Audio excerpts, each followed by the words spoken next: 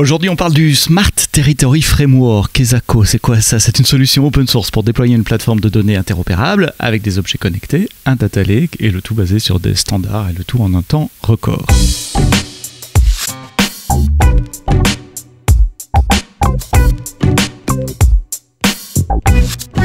Bonjour, bienvenue dans le podcast AWS en français. Merci d'être là comme tous les vendredis matin, en tout cas à l'heure où le podcast est publié. Après, vous l'écoutez pendant le week-end, en faisant votre jogging sous la douche, en conduisant, me disait mon invité aujourd'hui, Ali Ben Fatoum. Tu es Tech Evangelist dans le groupe AWS IoT. Merci d'être là.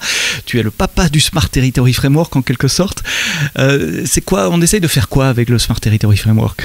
Alors, on essaie de répondre à une problématique qui est très présente notamment dans les territoires qui souhaitent déployer des plateformes qu'on appelle souvent Smart Cities, qui en fait ont cette problématique d'intégrer des données de sources différentes, voilà, et de les traiter. Et en fait, cette problématique amène d'autres problématiques qui est d'avoir un lien, une relation entre tous les systèmes, que ce soit des capteurs, des producteurs de données, on va les appeler comme ça, tous les producteurs de données, avec les consommateurs de données. Donc tous les systèmes, que ce soit des applications mobiles, que ce soit des API, etc., qui vont produire de la donnée.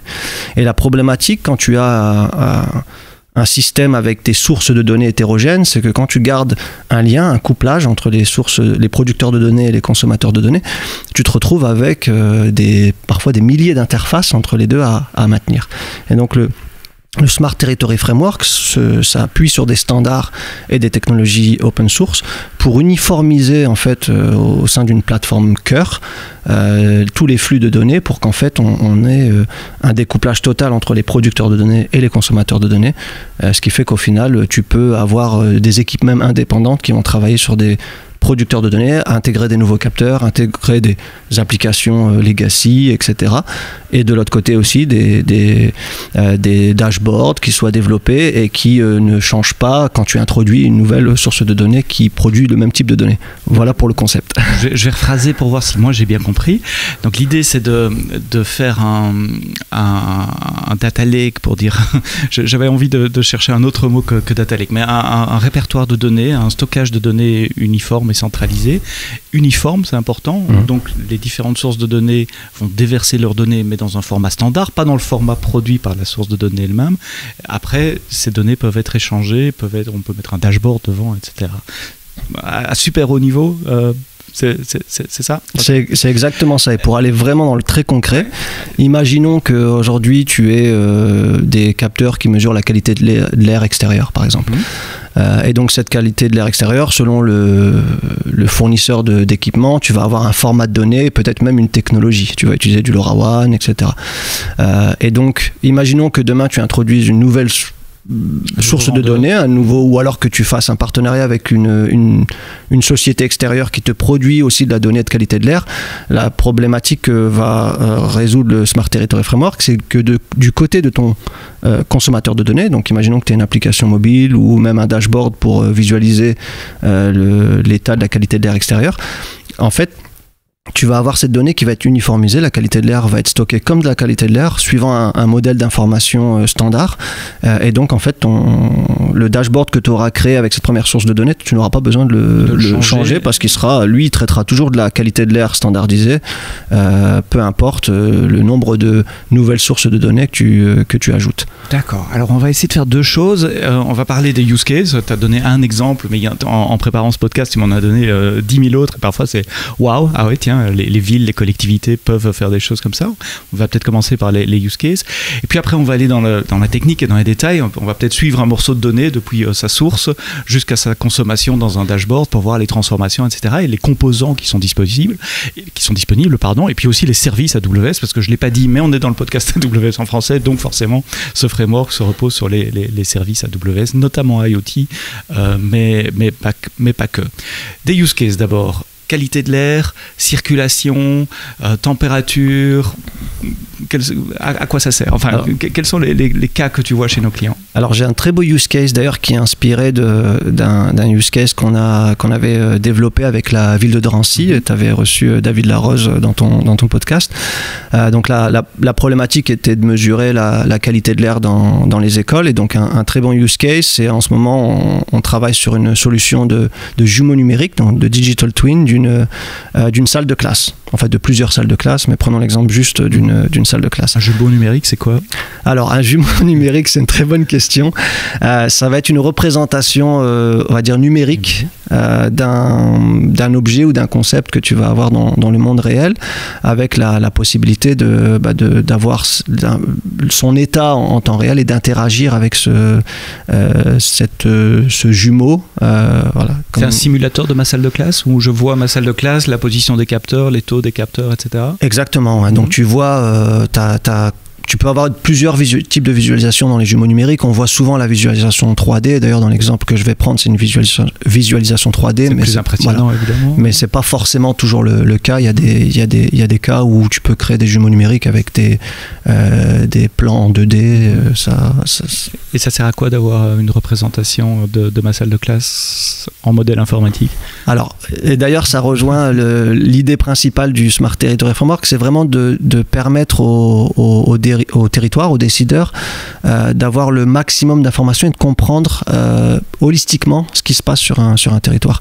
Et la possibilité de visualiser sa classe avec un modèle 3D, de voir en fait comment la température par exemple peut se distribuer, comment l'humidité interagit sur tel autre facteur, etc. Ça peut te donner un certain nombre d'informations. Et ensuite après, bon, il y a la visualisation, mais derrière il y a aussi d'autres mécanismes qui te permettent par exemple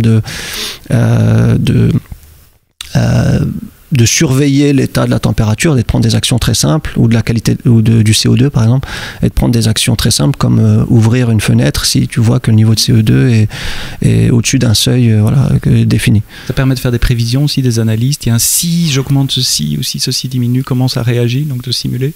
Exactement, et donc ça c'est la version, on va dire, ce qu'on appelle les living digital twins, c'est encore plus haut, mais c'est finalement l'objectif de ce genre de solutions et de systèmes, c'est qu'à un moment tu puisses simuler et prédire comment ton système va se comporter. Mais bien sûr, il faut, tu le sais bien, il faut des données, il faut avoir un historique d'abord avant de pouvoir simuler un système dans le futur. Mais c'est bien l'idée du... Et donc ça c'est le premier groupe de use case, c'est building automation en général, c'est collecter des données sur les buildings, température, humidité, CO2, il y en a peut-être d'autres, les portes ouvertes, fermées, les fenêtres ouvertes, fermées, les stores, enfin tout. C'est lié à la domotique aussi peut-être dans certains types de buildings. On parlait de use case en matière de trafic, stationnement, régulation du trafic dans les villes. Ouais, on a fait d'ailleurs ce use case avec la ville d'Heidelberg. Il y a une vidéo sur YouTube, vous pouvez la trouver. Je mets les liens dans les notes du podcast. Si vous scrollez un peu en dessous du podcast dans votre application, vous trouverez tous les liens de ce dont nous parlons. Et donc avec la ville d'Heidelberg, il y avait c'est un très bon aussi exemple de comment on peut connecter des systèmes existants. Donc eux, ils ont des caméras disposées un peu partout sur leur territoire. Et donc ils ont un algorithme dans cette caméra qui permet de mesurer la vitesse des véhicules qui passent dans la rue. Et en fait, on a simplement connecté ce système donc qui produit de la donnée brute et non standardisée. Donc on l'a finalement, alors pour rentrer dans la technique et prendre l'exemple d'une chaîne de données de bout en bout, on a exposé simplement un endpoint API gateway avec une lambda derrière. Et donc ils ont poussé la donnée brute sur le endpoint API gateway. Donc la lambda récupère la donnée brute et ensuite applique la transformation pour rendre ce modèle on va dire utilisable, standard. Et donc nous on utilise dans le Smart Territory Framework un standard qui s'appelle NGSI LD pour sa dernière version. Le LD vient du Linked Data. New Generation. C'est Next Generation, okay. System Interface, quelque chose comme ça. Et le LD vient de Linked Data parce qu'en fait c'est une extension du langage JSON qui est connu, JSON LD. Et donc en fait l'idée de LD c'est d'avoir en fait un contexte dans les données, c'est-à-dire que par exemple toi, dans ce contexte aujourd'hui, tu es Sébastien, je suis Ali, mais on a des noms plus longs qui permettent de nous identifier de manière unique. Et donc les systèmes ont besoin, quand ils échangent entre eux des données, ils ont besoin d'avoir parfois ce contexte, ce nom plus long, pour pouvoir savoir d'où vient la donnée. Parenthèse à part, voilà. Donc on transforme cette donnée pour la rendre NGSILD.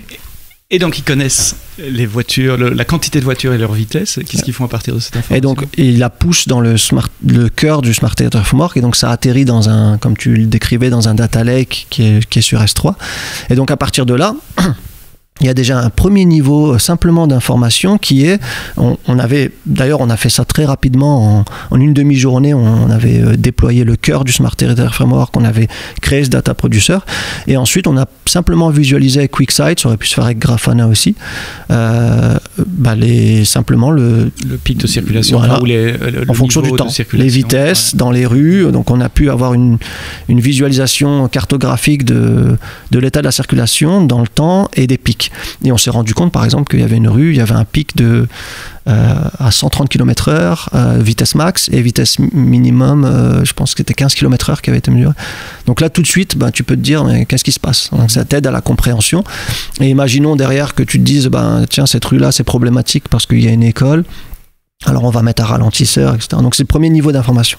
Le deuxième niveau, c'est qu'après derrière ils ont collecté de la mesure de qualité de l'air.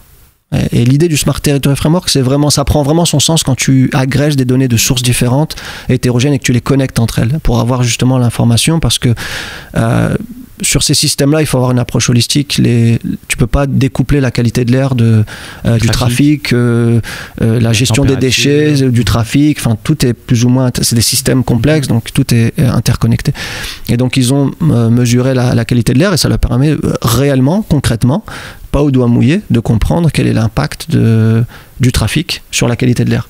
Parce qu'on pense intuitivement qu'en réduisant la vitesse, on va peut-être améliorer la qualité de l'air. Peut-être pas, peut-être que c'est juste une fourchette optimale de vitesse entre, je vais dire une bêtise, mais entre 60 et 80 km/h. Dans ce contexte-là, on a la meilleure circulation, la plus fluide et la meilleure qualité de l'air. Ça leur permet de prendre très simplement des décisions avec ce niveau d'information et de se dire, tiens, aussi, on a une très mauvaise qualité de l'air à cause du trafic autour de ces écoles-là, et comme on veut préserver les enfants qui jouent dans la cour de récréation, on va soit rerouter, soit replanifier notre circulation. Donc le déploiement de capteurs, de caméras, de senseurs en tout genre permet de mieux comprendre le système dans lequel on vit, et donc de prendre des décisions pour améliorer ce système-là, que ce soit en matière d'aération d'une école ou de température dans une école, de trafic dans une ville, de stationnement également avec des capteurs de stationnement. Mais tous ces systèmes émettent des données dans des formats qui leur sont propres, pour rester gentil, et très différents, et un capteur d'une marque ne va pas générer nécessairement le même format de données qu'un capteur d'une autre marque, alors qu'ils mesurent la même chose, si j'ai bien compris. Et c'est là que le Smart Territory Framework rentre, c'est faciliter l'ingestion de ces données, de les transformer, de les stocker pour pouvoir ensuite les analyser. Donc prenons l'exemple, je ne sais pas sur lequel tu veux partir, un capteur de CO2 ou un capteur de trafic. Quel est le chemin pour rentrer dans le Smart Territory Framework? Et une fois qu'on rentre dans le Smart Territory Framework, qu'est-ce qui se passe? Voilà. Prenons l'exemple du géomnumérique de la classe, parce que c'est un use case que j'aime beaucoup. Alors, chaque donnée qui est stockée dans le Smart Territory Framework est représentée comme une entité. Voilà, ça s'appelle une entité, et chaque entité a un ID unique, qui permet d'identifier cette entité. Chaque donnée, c'est chaque mesure, chaque type, on parle du type, chaque l'instance. Voilà, chaque mesure, pas mesure, plutôt chaque représentation d'un objet ou d'un concept qui existe dans le monde est une entité. Donc un capteur est une entité, la mesure de ce capteur est une entité, et bien sûr après chaque série de mesures dans le temps reste la même entité. Voilà. D'accord, donc c'est comme une classe en programmation orientée objet, ou une table dans une base de données relationnelle. J'essaie de mettre des... Voilà, exactement. Et donc chaque entité est identifiée de manière unique avec un ID, et elle a un type. Okay. Et donc nous, comme je le disais, on utilise un modèle d'information qui est proposé par la spécification NGSILD, qui est standardisée par l'ETSI, qui est un organisme de standardisation, je pense, qui est basé, dont le siège est à Nice, si je ne dis pas de bêtises d'ailleurs. Et donc on a choisi ce standard parce qu'il a une communauté, notamment la communauté FiWare, et je vais y venir par la suite, parce qu'on utilise un composant open source dans le Smart Territory Framework qui s'appelle le Context Broker, qui a été en fait développé et qui est promu par l'écosystème FiWare, qui fait la promotion en fait de ces standards ouverts et de ces technologies open source. Donc chaque donnée est stockée comme une entité, représentée comme une entité, et les entités ont des propriétés et des relations avec d'autres entités. Donc c'est un modèle graphe en fait, c'est-à-dire que si je reprends l'exemple d'une classe, le capteur qui est dans la classe va être une entité, la mesure de ce capteur est une entité, et cette mesure est liée au capteur, le capteur est lié à la classe dans laquelle il se trouve, la classe est liée à l'école, l'école au quartier, le quartier à la ville, etc. Et donc tu peux avoir ça s'appelle un graph knowledge, voilà, de ce qui se passe autour de toi. Donc ça c'est le format interne dans le Smart Territory. Voilà, c'est pas ce que génèrent les capteurs. Non, c'est pas ce que génèrent les capteurs, mais il fallait que je commence par là, parce que justement l'idée c'est d'arriver à avoir toutes tes entités, toutes tes mesures, tous tes concepts, toutes tes représentations uniformisées comme des entités suivant ce modèle d'information NGSILD. Donc c'est bien important, c'est pas le Smart Territory Framework qui définit ces modèles de données, ces standards au niveau international, et tu te reposes sur des standards pour le stockage de ces données. Ouais, et nous, on n'a rien inventé, on a utilisé justement un écosystème qui était déjà présent, et avec par exemple, si je reprends juste la fondation, l'écosystème FiWare, qui est représenté par sa fondation, c'est à peu près 500 entreprises qui collaborent, qui contribuent à cet écosystème, et c'est plus de 300 territoires qui aujourd'hui appliquent ces standards et ces modèles d'information. Et donc... Et puisqu'on parle de ça, avant de parler de la transformation et comment ça arrive, alors puisqu'on est au cœur du système, là on est sur le format des données, ces données elles sont stockées où, si on applique le Smart Territory Framework? Tu as brièvement mentionné S3, c'est correct? Oui, c'est ça. Donc en fait le cœur du framework, il y a deux modules. Il y a le Context Broker que j'avais mentionné, qui est en fait une technologie open source.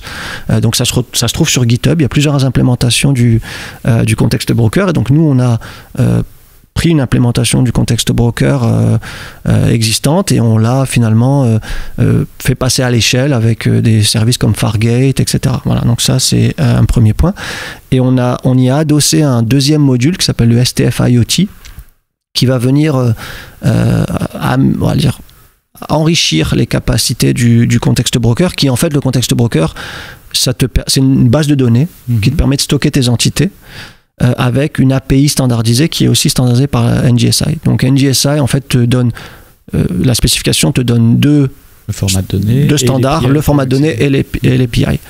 Et donc nous on a ajouté ce module STF IoT qui va te permettre d'avoir un registre unifié et central de tous tes équipements, peu importe le modèle d'opération, c'est-à-dire que tu les opères en propre ou que tu les opères via une start-up, une entreprise, tu as besoin d'avoir dans ton système à toi cette représentation. Et donc le Smart Territory Framework te permet d'avoir ce système central, peu importe la technologie, peu importe le capteur.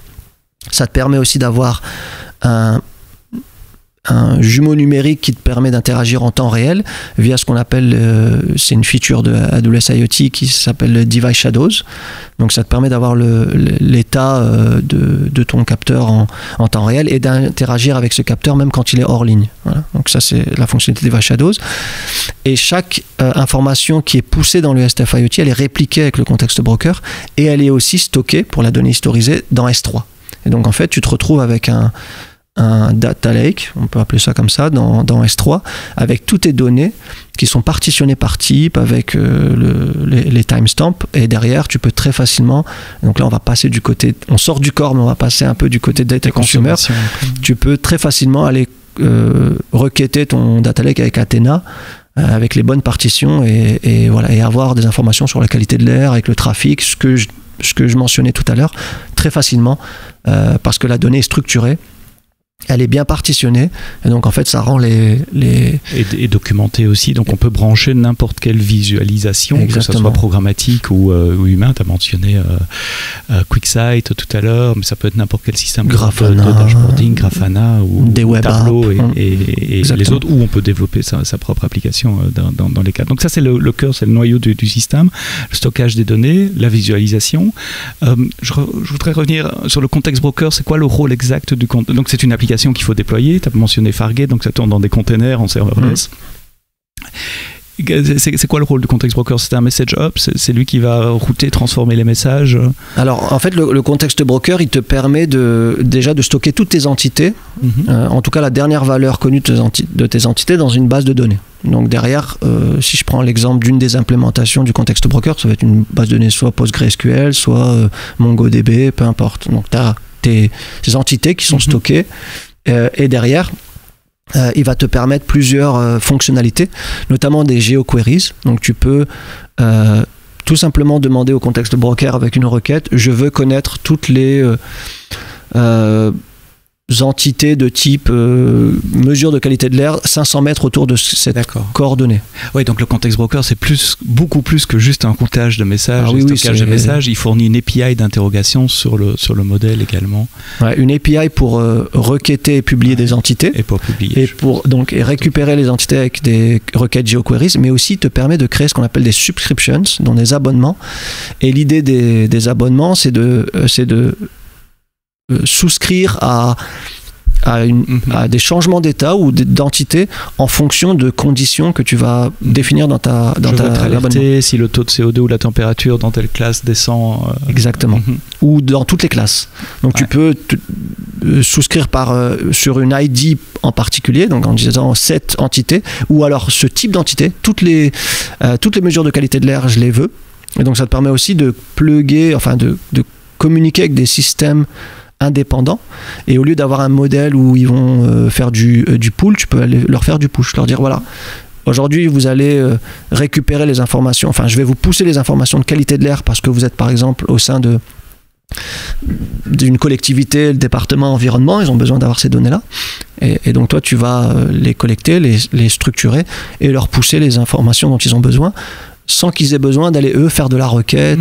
Ou je veux faire un dashboard dans la ville, un panneau public d'affichage avec une carte, etc. Et le push, techniquement, c'est quoi? Je suppose que c'est plusieurs canaux. Du HTTP post. On met ce qu'on veut derrière. Donc quand tu crées ton abonnement, tu renseignes un endpoint avec les headers qui vont bien. Et donc ça, si j'ai bien compris ce que tu as dit, c'est pas développé dans le Smart Territory Framework, ça fait partie d'eux, mais c'est une implémentation standard qui se trouve, qui a été développé par quelqu'un d'autre, correct? C'est ça. Donc le Context Broker, c'est une implémentation. Et alors, ça fait partie du Smart Territory Framework parce que donc si tu vas sur GitHub et que tu regardes tu peux déployer le cœur du Smart Territory Framework qui s'appelle STF Core. Donc si tu déploies le STF c'est l'acronyme du Smart Territory Framework. Donc si tu déploies le STF Core, tu déploies en fait en 3 lignes de commande et en une demi-heure. Donc tu déploies le Context Broker avec le module STF IoT d'une seule déploie ça sur son compte AWS. C'est ça. Et donc ça crée les containers Fargate, ça met le Context Broker dedans, ça crée les buckets S3, toutes les permissions qui vont bien. Toute la partie IoT, le registre, ça te expose donc en fait le STF Core t'expose une API, donc c'est dans la nouvelle version qui va être publiée très, très prochainement. Alors au début il y avait 2 API différentes, 2 endpoints différents pour le management des devices et pour interagir avec le Context Broker. Donc là, sur la dernière version, on a unifié le endpoint, et en fait le endpoint va exposer, ce même endpoint va exposer 2 services qui te permet d'aller créer, provisionner des équipements, aussi en une seule requête d'avoir toutes les entités qui sont liées à cet équipement. Donc si je reprends l'exemple du capteur de qualité de l'air, en une seule requête, je vais avoir le capteur de qualité de l'air, ses attributs en tant que capteur, mais aussi la mesure associée. Et donc ça, c'est quelque chose que ne te permet pas le Context Broker seul, parce que tu es obligé de faire 2 requêtes si tu veux avoir ça. Là, avec le STF IoT, on fait ça devant les API du Context Broker. Il y a un truc dont on n'a pas encore parlé. Donc on a parlé du core, on a parlé du stockage. Comment on rentre dans le système? Voilà. Et donc je suis mon petit capteur CO2, je reviens, et je pousse mes données dans un format tout à fait propriétaire, binaire, peine documenté. Et donc là, on a toutes les informations pour que je revienne sur ce fameux cas d'usage avec le jumeau numérique. Donc on a dans ce cas d'usage-là, que d'ailleurs je vais bientôt faire une vidéo qui explique vraiment techniquement comment on réalise ça.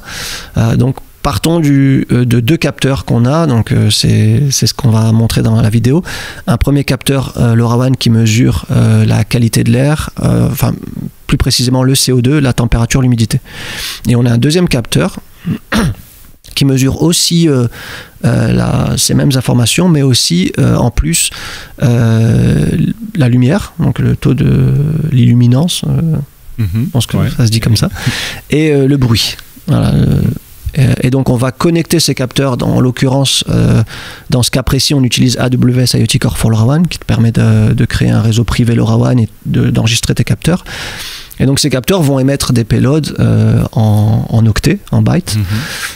Et donc derrière, tu vas avoir AWS IoT Core for LoRaWAN qui va récupérer ces payloads en bytes. Ça, ce sont les services AWS de façon standard. Hein. Voilà. Il n'y a rien à programmer jusqu'à présent. Il n'y a rien à programmer et en plus, tu pourrais utiliser un réseau LoRaWAN extérieur. C'est exactement le même fonctionnement. Derrière, tu vas router cette payload toujours vers une lambda. En fait, c'est là où se passe la transformation. À chaque fin de producteur de données, à chaque interface.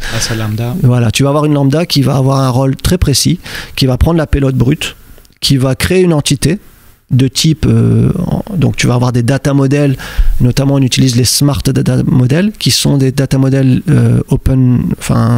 ouverts, au-dessus des modèles d'information, et qui en fait te permet d'avoir une façon commune de définir ce que c'est une qualité de l'air.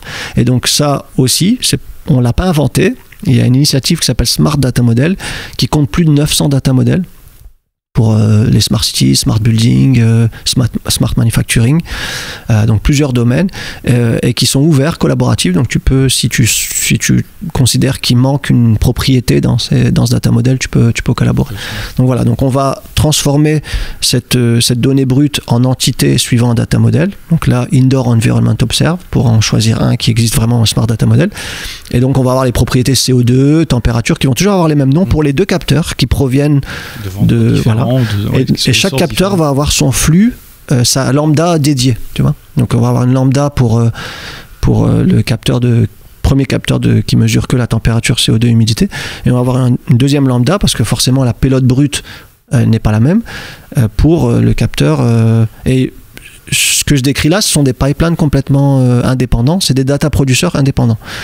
Mais dans cette lambda, on va structurer la donnée selon un modèle d'information, un data model que je précise, et ensuite on va la pousser dans le cœur du STF, qui est en fait l'interface du cœur du STF, c'est une SQS, une queue SQS, donc une file dans laquelle on va pousser la donnée, et une fois que c'est poussé, le reste c'est pris en charge par le STF, c'est-à-dire que c'est stocké comme il faut, et à ce moment-là, la donnée est structurée exactement de la même manière pour les deux capteurs. Donc en bordure du système, je fais attention aux mots que j'utilise parce que quand on dit bordure, on pense edge, et edge en IoT, ça a une autre signification que ce que je veux dire ici maintenant.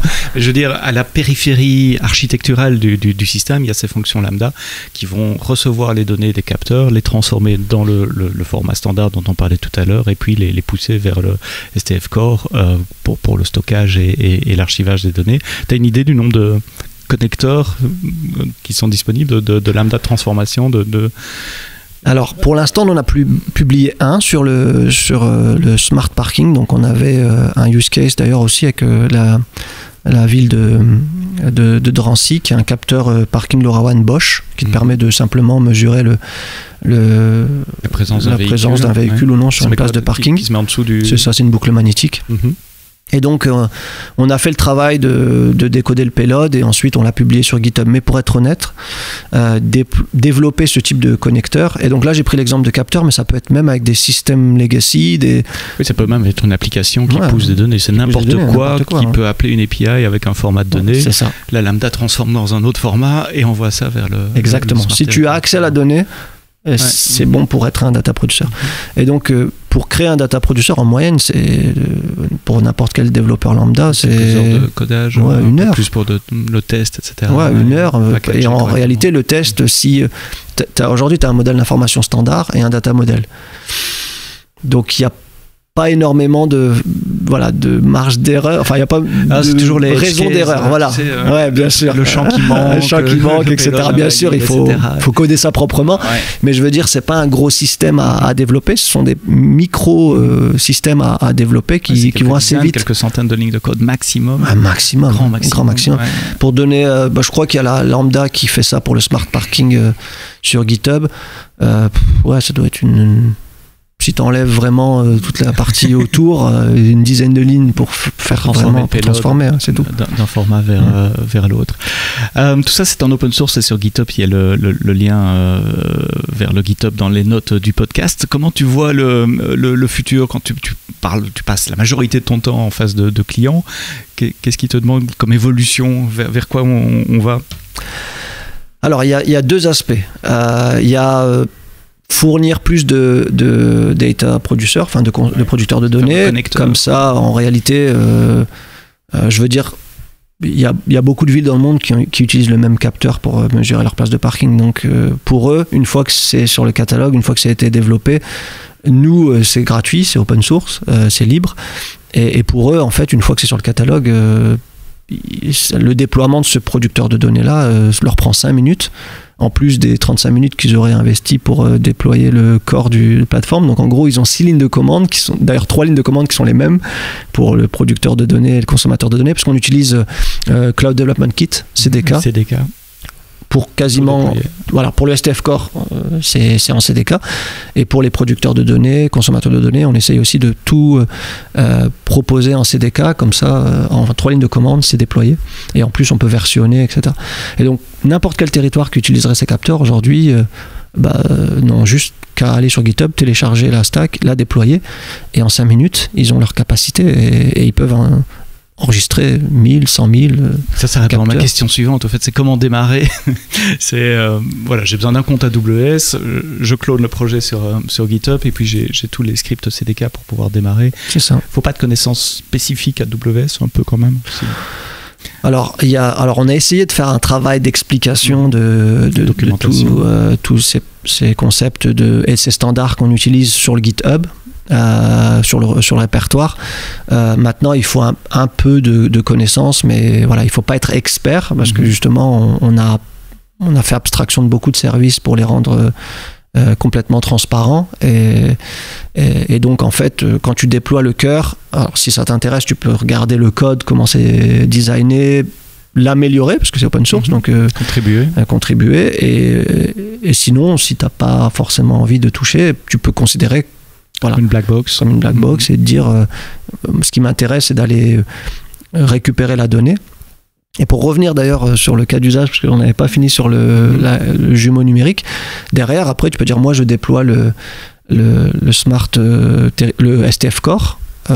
J'ai une stack pour la qualité de l'air qui va être publiée aussi d'ailleurs sur ces deux capteurs. Je la déploie et ensuite je fais ma visualisation et donc là on va aussi publier une visualisation qui utilise donc Athena pour aller récupérer les données dans S3 et TwinMaker qui est un service IoT qui te permet de construire des jumeaux numériques avec cette visualisation 3D et donc tu vas pouvoir avec TwinMaker très facilement avoir la visualisation 3D de ton environnement avec les données associées dans un dashboard comme Grafana par exemple. On a une intégration built-in, je ne sais pas comment dire en français, préfabriquée, sur Grafana et donc très facilement tu vas pouvoir créer des solutions bout à bout avec 3 lignes de commande encore. Et c'est ça l'idée, c'est d'aller vers ce type d'approche où on n'a pas besoin de réinventer la roue, c'est standardisé, c'est open source et ça facilite le déploiement de solutions. Et derrière, on travaille avec des partenaires parce que bien sûr... C'était ma question aussi. Je disais, voilà, si je veux être aidé, est-ce que je peux appeler un partenaire, une société de consulting, de service ?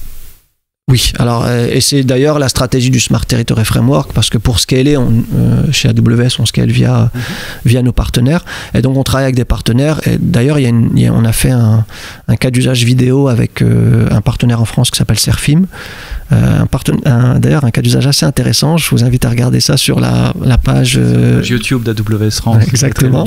Explique brièvement le use case. Donc, la problématique qu'avait le client de Serfim, c'est que dans les zones de randonnée, notamment dans les Alpes de Haute-Provence, c'est là où ça se passe, parfois il y a des conflits d'usage, on va appeler ça comme ça, entre les patous, donc les chiens qui surveillent finalement les troupeaux et les randonneurs. Et en fait, les patous, pour leur principale mission, c'est de protéger le troupeau, et c'est une zone où il y a des loups. Donc les patous ont appris un peu à être, on va dire, agressifs. Et il arrive qu'il y ait des accidents quand les randonneurs se trouvent à proximité des troupeaux, les patous attaquent. Et donc ce qu'on a fait avec Serfim, donc Serfim a utilisé le Smart Territory Framework, donc ils ont développé une offre qui s'appelle Territoire Connecté, qui utilise en fait le Smart Territory Framework, et eux derrière ils ajoutent des services, ils ajoutent de la valeur au-dessus du STF, et ils ont construit leur propre offre. Et donc avec cette offre Territoire Connecté, une des solutions qu'ils ont développées pour ce territoire, et ils l'ont développé à une vitesse éclair, c'est qu'ils ont mis des balises de géolocalisation LoRaWAN sur alors pas sur les chiens pour des raisons évidentes de sécurité pour la personne qui met la balise, mais sur les troupeaux. Ouais. Donc ils ont équipé quelques moutons, et en réalité les chiens sont toujours autour des... donc ils ont équipé les troupeaux, donc on peut géolocaliser les troupeaux, envoyer l'information vers cette fameuse plateforme. Ensuite, elle est routée par les mécanismes que j'expliquais vers une plateforme pour que les randonneurs aient accès à cette information en quasi temps réel. Donc, ils savent où les troupeaux se passent. Donc, si je suis randonneur, j'ai une app et je peux voir où sont les troupeaux et où je ne dois pas aller. Et où je ne dois pas aller. Après, c'est à tes risques et périls. Voilà. Mais en tout cas, tu es informé.